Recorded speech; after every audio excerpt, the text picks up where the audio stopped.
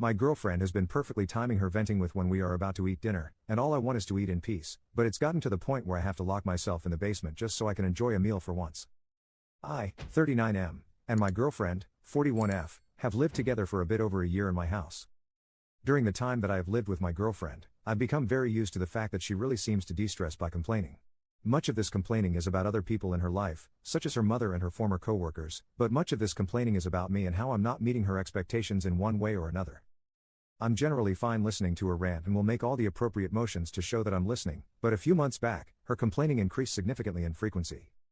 Again, I'm happy to listen to her, but one time that I do not want to listen to complaining is when I'm eating. Breakfast time isn't an issue because she's still asleep when I eat it, and lunchtime is fine because I work 6 days a week and I'm out for lunch, but I would really love nothing more than to just have a quiet dinner. It's especially irritating because she gets upset when I don't answer her fast enough, even when I'm chewing. She'll start saying hello? Hello? Hello? Are you even listening? As I try to swallow the food quickly and answer her. I expressed this to her a few months back. I put it as nicely as possible, with the excuse that I don't do well with talking during meal time. If anything, it has had the opposite effect. I'm convinced that she's actually timing her complaints to begin when I start eating dinner now. While I'm making my dinner, she'll be quiet, and when I sit down waiting for it to cool, she'll be quiet. But once the fork reaches my mouth, she'll immediately start complaining. Last Saturday, I told her that I couldn't deal with her complaining during dinner time anymore, and that if she did it again I would start eating elsewhere. She responded, "Yeah, okay, fine." Then she sat down at the table and stared at me. When I took my first bite, she said, "Oh, by the way, today you kicked one of my shoes when you were putting yours on. It made me feel like you only care about your own things and not mine." I stood up and went down to the basement to eat, locking the door behind me. I've taken to doing this for every day since, and she'll bang on the door at times. At other times she has demanded I give her a key, as I have the only copy. Today she was literally crying and begging me to eat dinner at the table, but I said no. Now she's threatening to take the door off its hinges while I'm at work, so I know I have to lock it from the outside before going tomorrow. Am I in the wrong here? Commenter 1. Why are you with someone this miserable? I cannot imagine listening to someone complain every mealtime. All day, every day. Are you really going to do this for the next 20 years or more?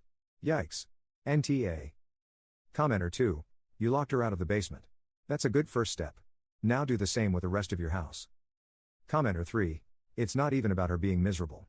It's more about her engaging in emotional abuse. A partner who constantly complains and blames is abusive.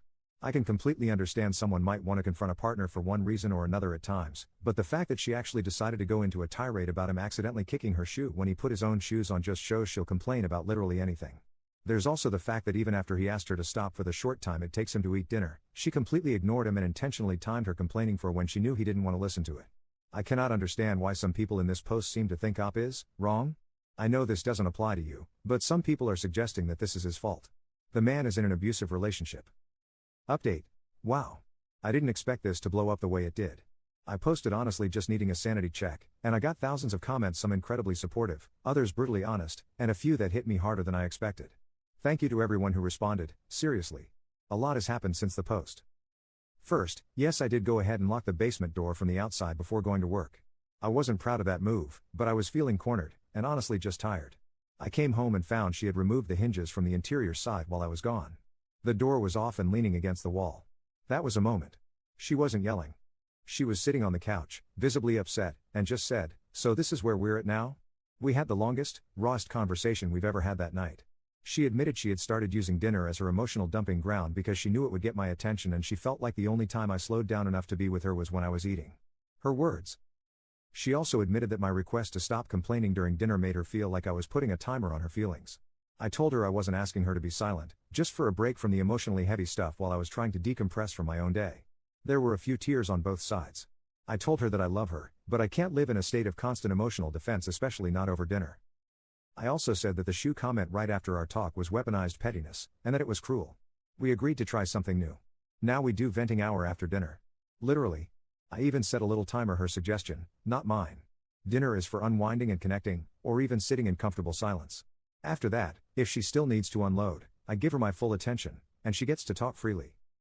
So far, it's been a surprising success. It's not perfect. Some nights are awkward.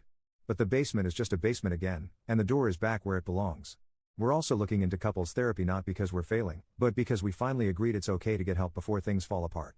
Thank you again to everyone who responded. Even the tough comments helped me realize that choosing peace for yourself isn't immature, sometimes it's the most adult thing you can do. Commenter 1.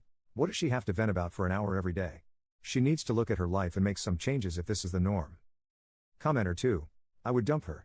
Someone trauma dumping on you every day is toxic as hell.